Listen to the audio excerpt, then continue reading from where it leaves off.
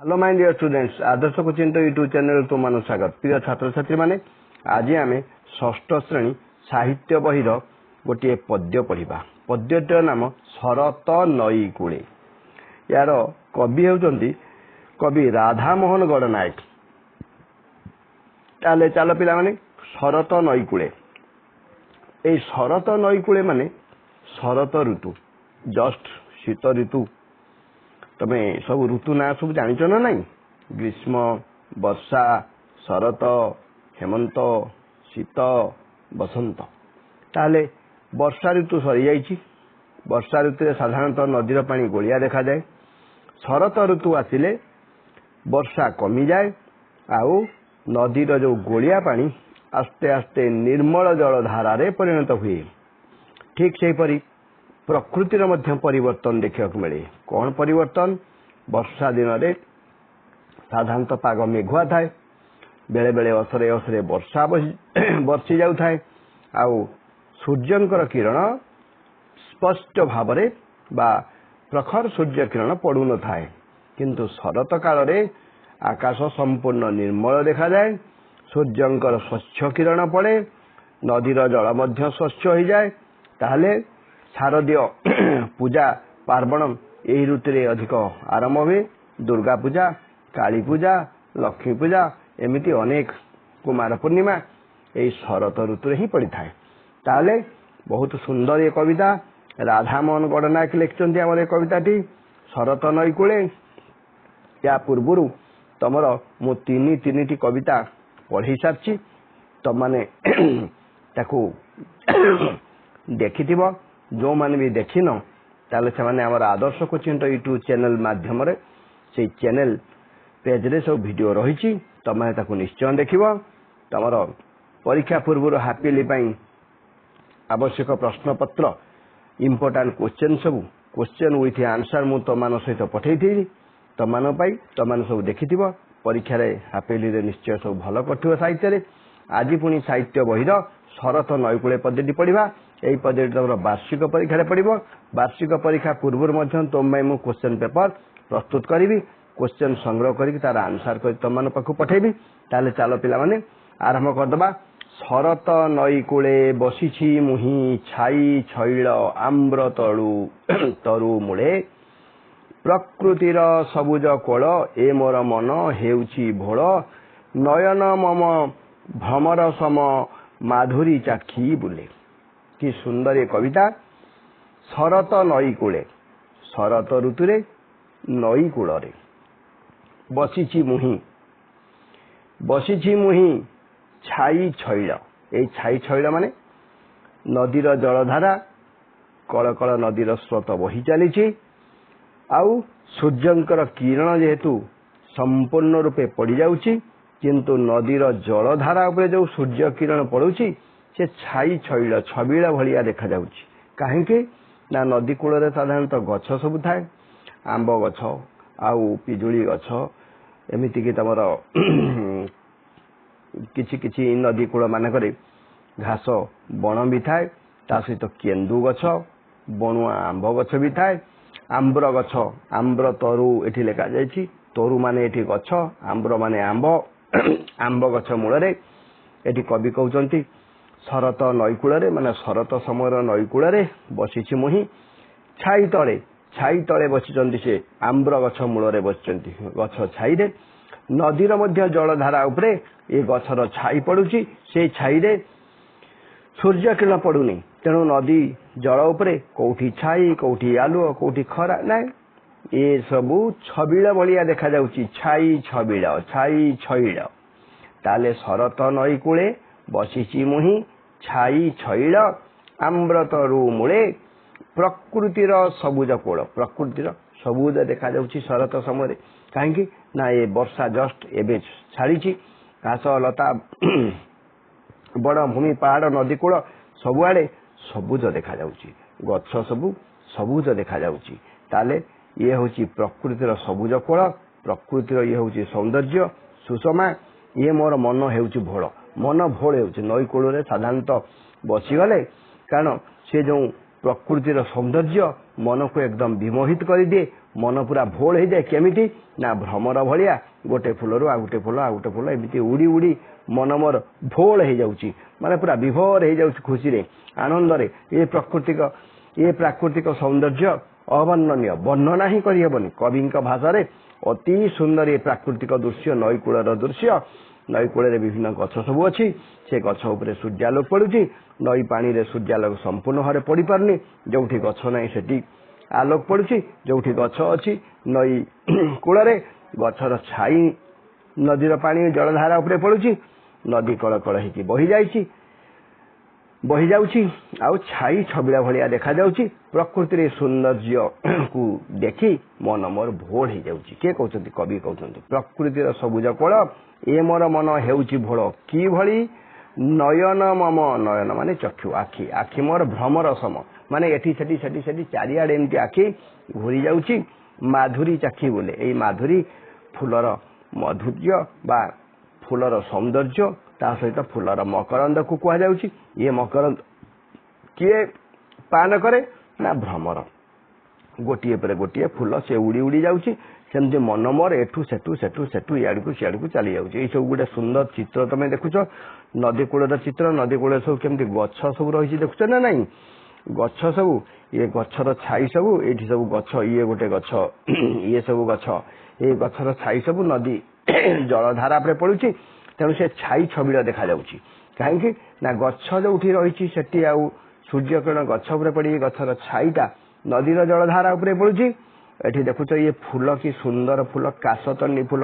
କାଶତଣ୍ଡି ଫୁଲେ ମହି ଦିଶଇ ଧବଳ, କାଶତଣ୍ଡି ଫୁଲ ଧଳା ଫୁଲ ଏଇ ଶରତ ଋତୁରେ ହିଁ ଫୁଟିଥାଏ। ସେ କାଶତଣ୍ଡି ଫୁଲ ନଦୀ ପଠା ବା ନଦୀ କୂଳିଆ ଅଞ୍ଚଳ, ସନ୍ତସନ୍ତିଆ ଜାଗା ଯୋଉଠି ଟିକେ ପାଣି ଜମୁଥାଏ, ସେଇ ସବୁ ଜାଗା ଗୁଡାକରେ କାଶତଣ୍ଡି ଫୁଲ ହିଁ ଫୁଟିଥାଏ।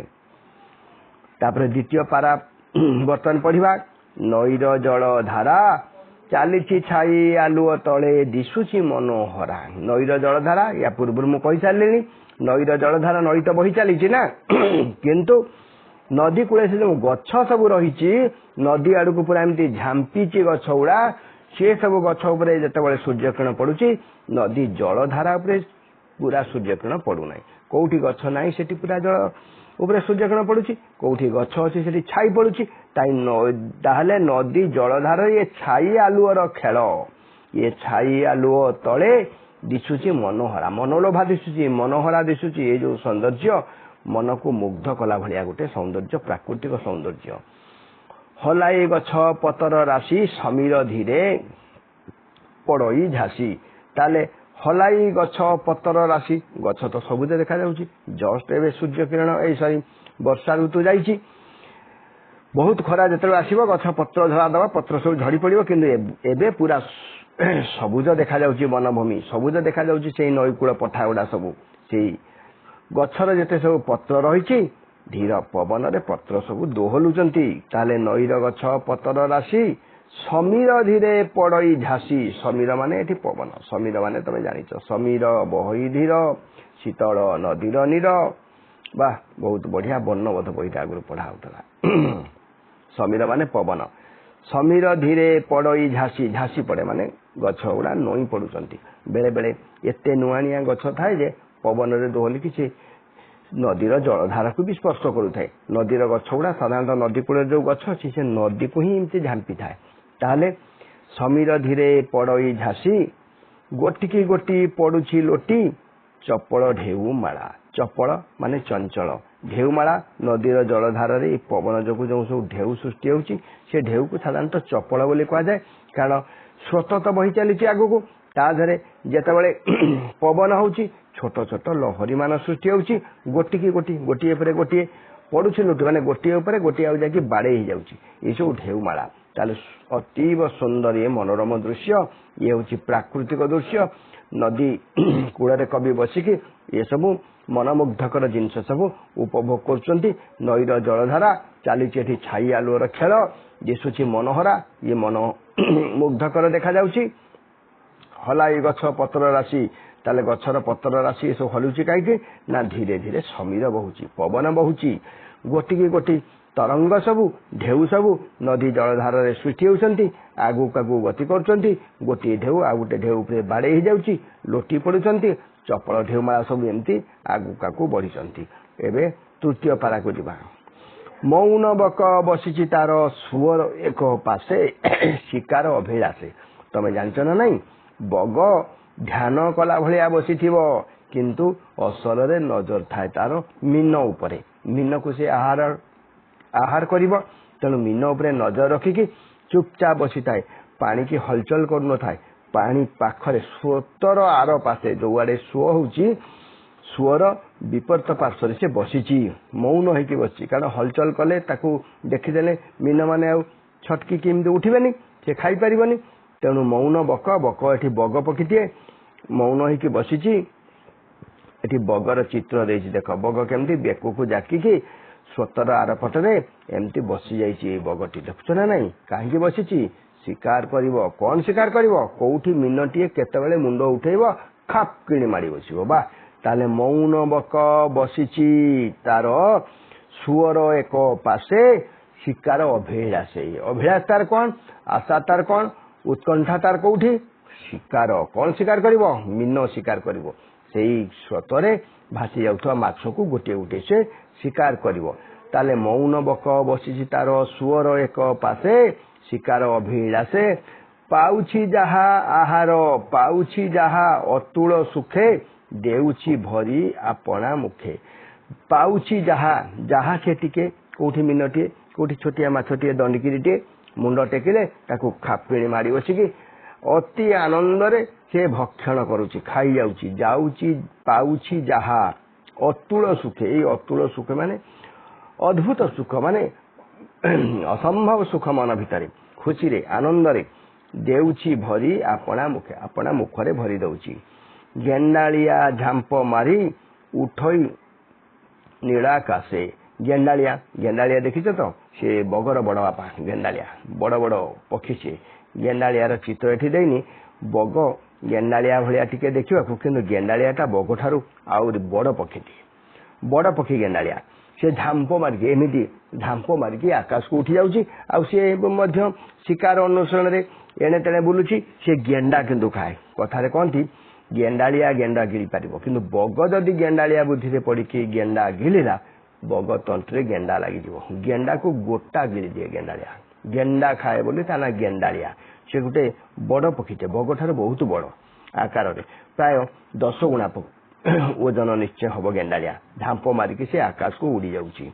गेंडालिया झांप मारी उठई नीलाकाशे आकाश को उठी जाउची देखुच गोरु पल सब कि सुंदर चलुचंदी ए वर्षा दिन रे बहुत घास थिला पड़िया सत किंतु गोरु माने टिके स्वच्छंद चरी पार नथिले पेट भरी घास खाई पार नथिले तार कारण होची वर्षा बहुत जोर रे वर्षा हेले वर्षा रे गाई माने भिजी जिवे कोठी गछ फछ तळ को पड़ी आसीबे पचर पचर कादुओ पचर थिबो से जो पड़िया गाई माने भल करी घास पेट भरी खाई पार नथिले एबे आसी जाईची शरत समय आकाश निर्मल मेघमुक्त निर्मल आकाश वर्षा नाही खरा भी पड़ुची गाई माने मन सुखरे एठी केमिति घास चोचंती देख ताले नईर आर पारे कौन होची दिशुची गाई बाछुरी पल सबुज पड़िया तो सबुज देखा जाउची या पूर्व वर्षा ऋतु थला मु तुमको कहि आछि वर्षा परे शरत आछि ताले अति खरा एबे हेई नै घास सब बढ़िया कोलिया छनछनिया हैची नदीर आर पारे आ नदी पठा मानक साधारणतः भल घास भी हुए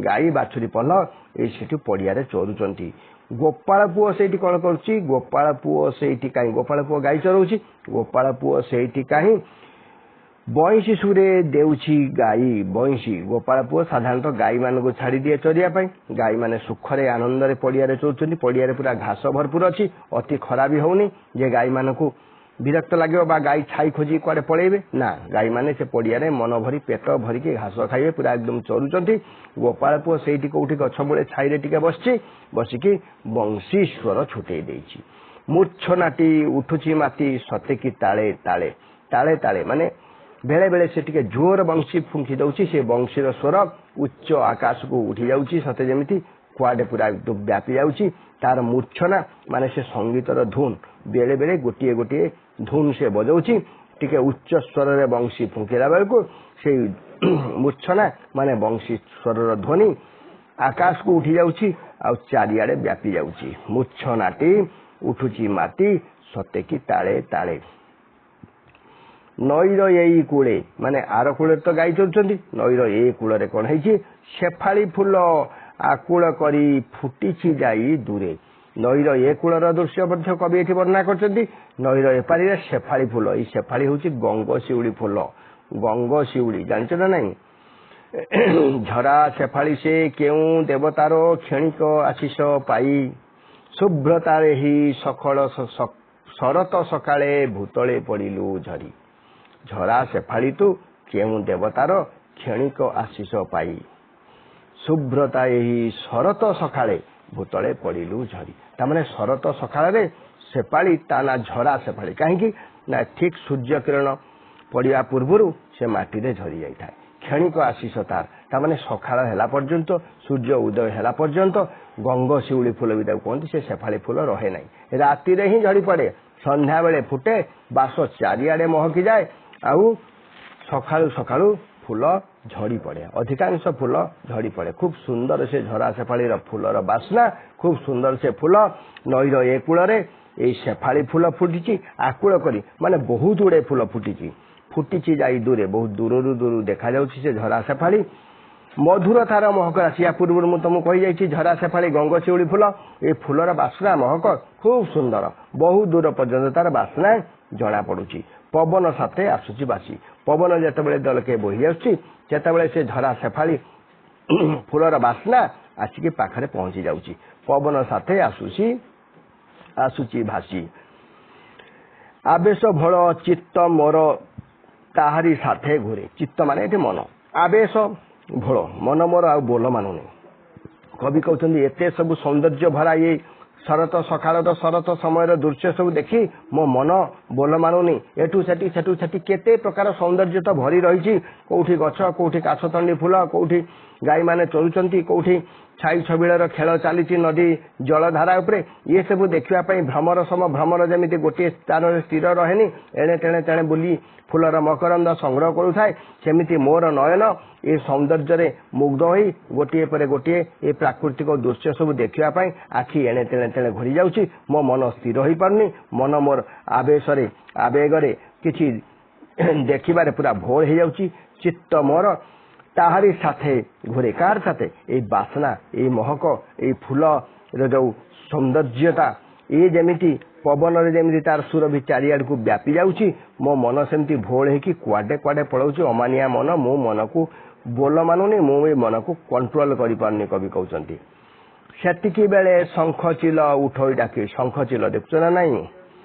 शंख चिल को जुहार माटिया चिल को गोईठा मार बा ये गोटे ओडिया लोक मानकर गीति कथा गोटे एवं छुआ माने बेले बेले गाँति आम छुआटी बेले गाउलु शंख चिल टे देखले ताको मुंडिया मारदे कारण भारी शुभ बोली कह जाए ये शंख चिल पूरा शंख भाया धड़ा तार पक्ष बा तार पर से आकाश रे उड़ुची आ माटिया चिल को साधारणतः लोक पसंद करते एठी देख शंख चिल सेतिकी बेले कौन होची ना शंख चिल उठोई डाकी आकाश रही रही शंख चिल शब्द करके आकाश को उठुची आकाश रे उड़ी बुलुची आ शब्द सृष्टि करुची दूरे जे थिले बालक दल खेलुचंती से माने दूर रे थिले उच्च मिली तोलिले स्वर से माने उच्च स्वर गोटे हेई रे शंख चिल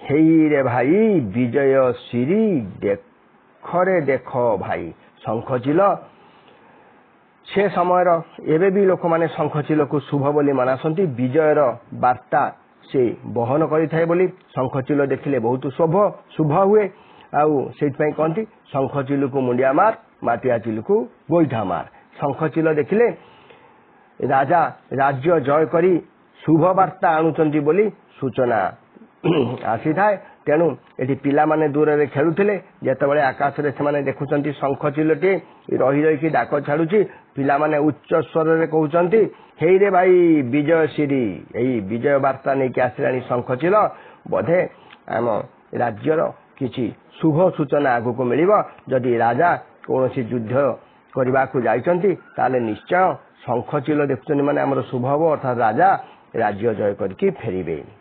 ଶରତ ଲଗନରେ ସୁନୀଳ ଏକ ବଉଦ ଉଡ଼େ ଧୂସର ଗଗନରେ।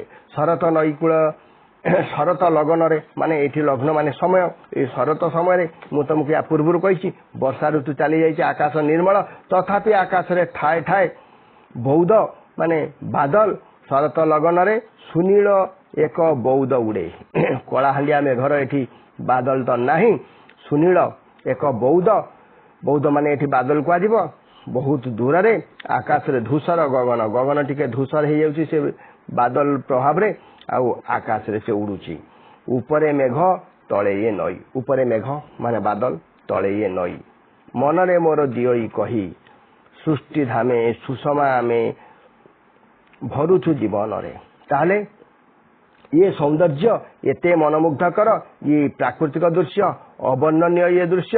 ତାହେଲେ ଶରତ ଲଗନରେ କବି କହୁଛନ୍ତି ସୁନୀଳ ଏକ ବଉଦ ଉଡ଼େ, ସୁନୀଳ ମାନେ ଗଗନରେ ଏକ ବଉଦ ଭାସି ଯାଉଛି, ଧୂସର ଆକାଶରେ ଏଇ ବଉଦ, ଏଇ ବଉଦ ମାନେ ବାଦଲ। ତାହେଲେ ଉପରେ ବାଦଲ ବା ମେଘ, ତଳେ ଇଏ ନଈ, ମନରେ ମୋର ଦିଅଇ କହି, କଣ କହିଦିଏ? ଏ ସବୁ ସୌନ୍ଦର୍ଯ୍ୟ ଦେଖି ସାରିଲା ପରେ କବିଙ୍କ ମନରେ ଏ ଭାବ ଜାତ ହେଉଛି, ସୃଷ୍ଟି ଧାମେ, ଏ ସୁନ୍ଦର ସୃଷ୍ଟି, ଭଗବାନଙ୍କ ସୃଷ୍ଟି, ଏଇ ଧାମରେ ସୁଷମା ଆମେ, ଆମେ ସବୁ ଏହାର ସୁଷମା ଶୋଭା ସୌନ୍ଦର୍ଯ୍ୟ ଇଏ ସବୁ କିଛି ଆମ ଜୀବନରେ ଏଇ ସବୁକୁ ଦେଖି ଆମ ଜୀବନର ସୌନ୍ଦର୍ଯ୍ୟ ଭରୁଛୁ। ଏଠି ପ୍ରକୃତି ସୁନ୍ଦର, ଏଠି ନଦୀ ସୁନ୍ଦର, ଏଠି ଗଛ ସୁନ୍ଦର, ପକ୍ଷୀ ସୁନ୍ଦର, ଏଠି ସବୁ ଜିନିଷ ସୁନ୍ଦର। କାହିଁକି ନା ଇଏ ସବୁ ପ୍ରାକୃତିକ, ଏକୁ ସବୁ ଭଗବାନ ତିଆରି କରିଛନ୍ତି।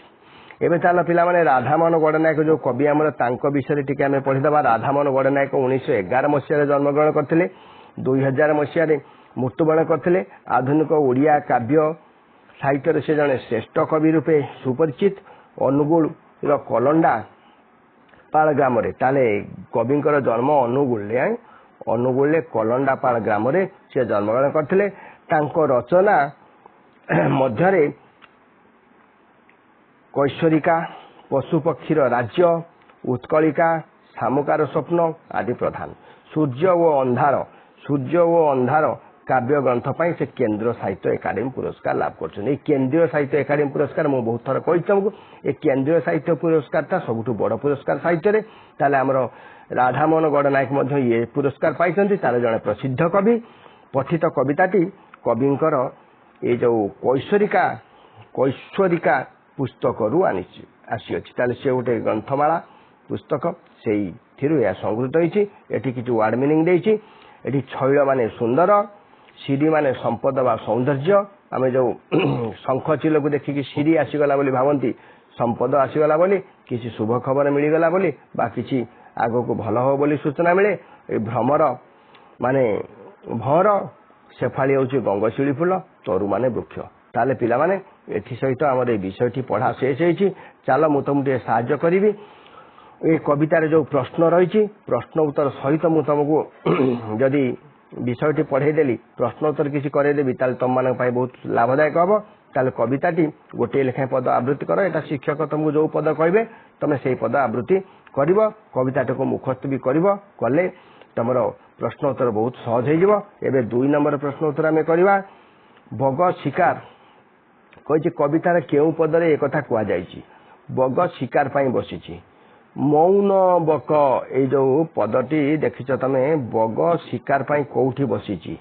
ଏଇଠି ଏଇ ପଦଟି ତମେ ଲେଖିଦବ, ମୌନ ବକ ବସିଛି ତାର, ସୁଅର ଏକ ପାଶେ ଶିକାର ଅଭିଳାଷେ। ତାହେଲେ ଏଇ ପଦଟି ତମେ ଲେଖିଦବ ସିଧା। ଏଇଠି ମୌନ ବଗଟି ଶିକାର ଅଭିଳାଷରେ ଏଠି ବସିଛି, ଶିକାର କରିବ ନାଇଁ କି? ମିନଟିଏ କେତେବେଳେ ମୁଣ୍ଡ ଉପରକୁ ଉଠେଇବ, ସେ ତାକୁ ଶିକାର କରିବ। ଶଙ୍ଖଚିଲ ଆକାଶରେ ଉଡୁଛି, ଇଏ ପଦ ତମକୁ ପ୍ରଶ୍ନ ପଚାରୁଛି କବିତାର କେଉଁ ପଦରେ ଏଇଟା କୁହାଯାଇଛି, ତମେ ସେ ପଦଟାକୁ ଲେଖିବାକୁ ପଡିବ। ତାହେଲେ ବର୍ତ୍ତମାନ ପ୍ରଶ୍ନଟି ହେଉଛି ଶଙ୍ଖଚିଲ ଆକାଶରେ ଉଡୁଛି। ଶଙ୍ଖଚିଲ ଆକାଶରେ ଉଡୁଛି, ତାହେଲେ ସେ ପଦଟି କଣ କୋଉଠି ଅଛି ଦେଖିବା। ସେତିକି ବେଳେ ତହିଁ ଶଙ୍ଖଚିଲ ଉଠଇ ଡାକି ଆକାଶେ ରହି ରହି, ଏଇ ପଦରେ ଶଙ୍ଖଚିଲଟା ଆକାଶରେ ଉଡୁଛି ବୋଲି ଜଣା ପଡୁଛି। ଏବେ ଗ ନମ୍ବର ପ୍ରଶ୍ନକୁ ଯିବା। ଗୋପାଳ ପିଲା ବା ଗୋପାଳ ବାଳକ ବଂଶୀ ବଜାଉଛି ତାହେଲେ ଗୋପାଳ ପିଲା ବଂଶୀ ବଜାଉଛି ସେ ପଦଟି କୋଉଠି ଅଛି ଟିକେ ଦେଖିବା। ନଈର ଆର ପାରେ ଦିଶୁଛି ଗାଈ ବାଛୁରୀ ପଲ ସବୁଜ ପଡ଼ିଆରେ ଗୋପାଳ ପୁଅ ସେଇଠି କାହିଁ ବଇଁଶୀ ସୁରେ ଦେଇଛି ଗାଈ ବଇଁଶୀ ସୁରେ ଦେଇଛି ଗାଈ। ଏଇଟା ହଉଛି ଗୋପାଳ ବାଳକ ବା ଗୋପାଳ ପିଲା ବଂଶୀ ବଜାଉଥିବାର ସୂଚନା ମିଳୁଛି। ତାପରେ ଘ ନମ୍ବର ପ୍ରଶ୍ନ ଯିବା 2 ନମ୍ବର ଘ। ଶରତ ଆକାଶରେ ନୀଳ ମେଘ ଅତି ସୁନ୍ଦର ଦେଖାଯାଉଛି। ନୀଳ ମେଘ ଏଠି କଳାହାଣ୍ଡିଆ ମେଘ ନାହିଁ କାରଣ ମେଘ ତ ଯାଇ ସାରିଛି ଅଲରେଡି। ମେଘ ଋତୁ ବର୍ଷା ଋତୁ ସରିଛି ଏବେ ନୀଳ ମେଘ ତାହେଲେ ଇଏ ମେଘ ବୃଷ୍ଟି ସେତେ ପରିମାଣରେ କରିବ ନାହିଁ। ତାହେଲେ ସେଇ ପଦଟି କୋଉଠି ଏଠି ଅଛି ଟିକେ ଦେଖିବା ଆମେ। ନୀଳ ମେଘ କଥା ଏଇ ତ ଶରତ ଲଗନରେ ସୁନୀଳ ଏକ ବୌଦ ଉଡେ ସୁନୀଳ ନୀଳ ସୁନୀଳ ନୀଳ ଧୂସର ଗଗନରେ ଉପରେ ମେଘ ତଳେ ନଈ ମନରେ ମୋର ଦିଅଇ କହି। ତାହେଲେ ମନରେ ଆନନ୍ଦ ଭରେ କଣ କହିଦିଏ ଏଇଆ କହିଦିଏ ଯେ ସୃଷ୍ଟି ଧାମେ ସୁଷମା ଆମେ। ଏଇ ସୃଷ୍ଟିରେ ଆମେ ସବୁ ହଉଛନ୍ତି ସୌନ୍ଦର୍ଯ୍ୟ। ଏଠି ପ୍ରତ୍ୟେକ ବସ୍ତୁ ସୌନ୍ଦର୍ଯ୍ୟରେ ଭରପୁର। ତାହେଲେ ପିଲା 2 ନମ୍ବର ପ୍ରଶ୍ନ ଉତ୍ତର ପିଲା ସରିଗଲା। ଏବେ ତମେ 3 ନମ୍ବରକୁ ଯିବା। ନିମ୍ନଲିଖିତ ବାକ୍ୟ ଗୁଡ଼ିକର ଉତ୍ତର ମନେକରି ଏଗୁଡ଼ିକ ପାଇଁ କେତୋଟି ପ୍ରଶ୍ନ ପ୍ରସ୍ତୁତ କର। ଓହୋ ନିମ୍ନଲିଖିତ ବାକ୍ୟ ଗୁଡ଼ିକ ଉତ୍ତର ମନେ କରିବ ଆଉ ତା ପାଇଁ ପ୍ରଶ୍ନଟିଏ ପ୍ରସ୍ତୁତ କରିବ। କବି ଶରତ ଋତୁରେ ନଈକୂଳ ଆମ୍ବ ଗଛ ମୂଳେ ବସିଥିଲେ। ତାହେଲେ ଏଠି ପ୍ରଶ୍ନଟି ତମ ହେଇପାରିବ କବି ଶରତ ଋତୁରେ ନଈକୂଳରେ କେଉଁଠି ବସିଥିଲେ ଆମ୍ବ ଗଛ ମୂଳରେ ହବ କିମ୍ବା କବି କେଉଁ ଋତୁରେ ନଈକୂଳ ଆମ୍ବ ଗଛ ମୂଳେ ବସିଥିଲେ ଉତ୍ତର ହବ ଶରତ ଋତୁରେ। 2ଟି ପ୍ରଶ୍ନ ହେଇପାରିବ। ସେମିତି ନଈର ଜଳଧାରା ମନୋହର ଦେଖାଯାଉଛି ଉତ୍ତରଟି ନିଶ୍ଚୟ ନଈର ଜଳଧାରା କିପରି ପ୍ରଶ୍ନ ତିଆରି କରିବ। ସେ ଯାହା ଦେଇଛି ତମେ ତାକୁ ଉତ୍ତର ଭାବିବ ଆଉ ପ୍ରଶ୍ନ ତିଆରି କରିବ। ନଈର ଜଳଧାରା ମନୋହର ଦେଖାଯାଉଛି ତାହେଲେ ତମେ ପ୍ରଶ୍ନ କରିବ ନଈର ଜଳଧାରା କିପରି ଦେଖାଯାଉଛି। ବଗ ନଈଶ୍ୱର ଗୋଟିଏ ପଟରେ ଶିକାର ପାଇଁ ବସିଛି। ବଗ କେଉଁଠି ବସିଛି ବା ବଗ ନଈଶ୍ୱର ଗୋଟିଏ ପଟେ କାହିଁକି ବସିଛି ଇଏ ପ୍ରଶ୍ନ ହେଇପାରିବ। ଠିକ ସେମିତି ନଈ କୂଳେ ଶେଫାଳି ଫୁଲ ଫୁଟିଛି ନଈ କୂଳରେ କେଉଁ ଫୁଲ ଫୁଟିଛି ତାହେଲେ ଇଏ ବି ପ୍ରଶ୍ନ ହେଇପାରିବ। ତାହେଲେ ପିଲାମାନେ 3 ନମ୍ବର ପ୍ରଶ୍ନ ମଧ୍ୟ ତମ ପାଇଁ ମୁଁ କରିଦେଲି। ଏବେ 4 ନମ୍ବରକୁ ଯିବା। 4 ନମ୍ବର ଦେଇଛି ସବୁଜ କୋଳ ମୌନ ବକ ଧୀର ସମୀର ଶବ୍ଦରେ ଥିବା ବିଶେଷ୍ୟ ପଦ ଗୁଡ଼ିକ ଲେଖ। ତାହେଲେ ଏଠି ଯୋଉ ବିଶେଷ୍ୟ ପଦ ରହିଛି ତମେ ସବୁ ଲେଖିବ। ଏଠି ସବୁଜ କୋଳ ସବୁଜ ଗୋଟେ ବିଶେଷ୍ୟ ପଦ କୋଳ ମଧ୍ୟ ଗୋଟେ ବିଶେଷ୍ୟ ପଦ। ସେଭଳି ମୌନ ବକ ବକ ହେଲା ଗୋଟେ ବଗ ପକ୍ଷୀ ମୌନ ଗୋଟେ ତାହେଲେ ମୌନ ଗୋଟେ ବକ ବି ଗୋଟେ। ଧୀର ସମୀର ଶବ୍ଦରେ ଧୀର ଆଉ ସମୀର ଧୀର ବି ଗୋଟେ ଶବ୍ଦ ସମୀର ବି ଗୋଟେ ଶବ୍ଦ ବିଶେଷ୍ୟ ପଦ ହେଇଗଲା। ନିମ୍ନଲିଖିତ ପ୍ରତ୍ୟେକ ଶବ୍ଦର ଅର୍ଥ ବୁଝାଉଥିବା ଆଉ ଗୋଟିଏ ଶବ୍ଦ ଲେଖ। ଏବେ ସମ ଉଚ୍ଚାରିତ ବା ସମ ଅର୍ଥବୋଧକ ଶବ୍ଦ ଲେଖିବା। ନୟନ ଚକ୍ଷୁ ହବ ଆଖି ହବ ଢେଉ ତରଙ୍ଗ ହବ ଲହରୀ ହବ ଗଛ ବୃକ୍ଷ ହବ ତରୁ ହବ। ସେମିତି ଭ୍ରମର ତମେ କାହାକୁ ଭ୍ରମର କୁହ ମଧୁପ ଯିଏ ମଧୁ ଶୋଷଣ କରେ ମଧୁପ ଭ୍ରମର। ଆଉ କଣ ହେଇପାରିବ ପ୍ରଜାପତି। ସେମିତି ଜଳ ପାଣି ଜଳ ଜୀବନ ବି ଜଳର ଅନ୍ୟ ନାମ ସମୀର ପବନ ଶେଫାଳି ଗଙ୍ଗଶିଉଳି। ତାହେଲେ 5 ନମ୍ବର ପ୍ରଶ୍ନଟି ତମ ପାଇଁ ବି ହେଇଗଲା। ଏବେ 6 ନମ୍ବର ପ୍ରଶ୍ନକୁ ଯିବା। 6 ନମ୍ବର ପ୍ରଶ୍ନଟି କଣ ଦେଇଛି ଦେଖିବା। କବିତାରେ ଥିବା ପଦରୁ ଗୋଟିଏ ଧାଡି ଦିଆଯାଇଛି ପରବର୍ତ୍ତୀ ଧାଡି ତାହେଲେ ତମେ ବହି ଦେଖିକି ଏଟା ତମେ ନିଜେ କରିପାରିବ। ଏବେ କଣ ହେଇଛି 7 ନମ୍ବର ପ୍ରଶ୍ନକୁ ଯିବା। ଏଇ 6 ନମ୍ବର ତମେ ନିଜେ କରିଦବ କବିତାକୁ ଦେଖିକି। 7 ନମ୍ବର ନିମ୍ନଲିଖିତ ଶବ୍ଦ ଗୁଡ଼ିକର ଗଦ୍ୟ ରୂପ ଲେଖ। ଚକର ଚକ୍ର ଲଗନ ଲଗ୍ନ ମୌନ ସେଇ ମୌନ ମୂର୍ଚ୍ଛନା। ତାହେଲେ 7 ନମ୍ବର ପ୍ରଶ୍ନଟି ମଧ୍ୟ ମୁଁ ତୁମ ପାଇଁ କରିଦେଲି। 8 ନମ୍ବର ନୀଳ ଶବ୍ଦ ପୂର୍ବରୁ ସୁ ଯୋଡ଼ିଲେ ସୁନୀଳ ହୁଏ ସେହିପରି ଆଉ 3ଟି ଶବ୍ଦ ତିଆରି କର। ସୁନୀଳ ସୁ ଲଗେଇକି ତାହେଲେ କରିବ ସୁନୀଳ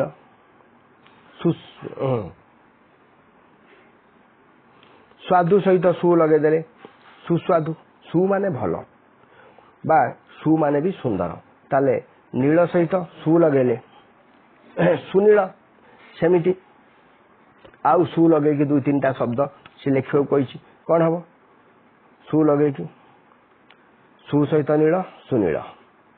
ସୁଷମା ସହିତ ସୁଷମା ତ ସୁ ରହିଯାଉଛି ସୁଷମା ହବନି। ସେମିତି ଆଉ କଣ ସ୍ୱାଦୁ ସୁସ୍ୱାଦୁ ଆଉ ସୁ ଲଗେଇକି ଚିନ୍ତା ସୁଚିନ୍ତା ଦୁଶ୍ଚିନ୍ତା ବି ହେଇପାରିବ ସୁଚିନ୍ତା ବି ହେଇପାରିବ ସେମିତି ଆଉ କ'ଣ ସୁ ଲଗେଇକି ଏମିତି ତମେ ଚିନ୍ତା କରିକି ଆଉ କିଛି ଶବ୍ଦ ମଧ୍ୟ କହିବ। 9 ନମ୍ବର ତଳେ ଦିଆଯାଇଥିବା ପଦ ଗୁଡ଼ିକ ସ୍ୱର ବର୍ଣ୍ଣ ଗୁଡ଼ିକୁ ବାଛି ଲେଖ। ସ୍ୱର ବର୍ଣ୍ଣ ସୁଅର ଏଠି ଅ ହେଲା ସ୍ୱର ବର୍ଣ୍ଣ ଏକ ସ୍ୱର ବର୍ଣ୍ଣ ମୌନ ଉ ଗୋଟେ ସ୍ୱର ବର୍ଣ୍ଣ ବକ ଏଠି ସ୍ୱର ବର୍ଣ୍ଣ ନାହିଁ ବସିଛି ନାହିଁ ତାର ଏଇଠି ତର ଆକାର ଅଛି ଆ ଗୋଟେ ସ୍ୱର ବର୍ଣ୍ଣ ଶିକାର ଏଠି କ ସହିତ ଆ ଅଛି ସ୍ୱର ବର୍ଣ୍ଣ ଅଭିଳାଷେ ଭି ଭର ହର୍ଷେଇ ଅଛି ସିଏ ବି ତମର ସ୍ୱର ବର୍ଣ୍ଣ ହେଇପାରିବ। ଏଠି ସୁ ଲଗେଇକି ମୁଁ ଆଉ ଗୋଟେ ନାଗରିକ ସୁନାଗରିକ ନୁହେଁ କି ନାଗରିକ ଆମେ ସାଧାରଣତଃ ବୁଝିଛନ୍ତି ନାଗରିକ ଯଦି ଆମେ ତା ପୂର୍ବରୁ ସୁ ଲଗେଇଛନ୍ତି ସୁନାଗରିକ ଚିନ୍ତା ସୁଚିନ୍ତା ଆଉ ସେମିତି ସୁ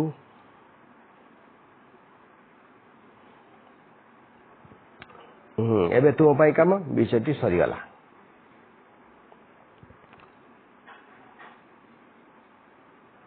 ଦୂର ସେଠି ସୁ ଲଗେଇଦେଲେ ସୁଦୂର ହେଇଯିବ ନାଇଁ କି এইଭଳି ତମେ ଶବ୍ଦ ସବୁ ଲେଖିପାରିବ।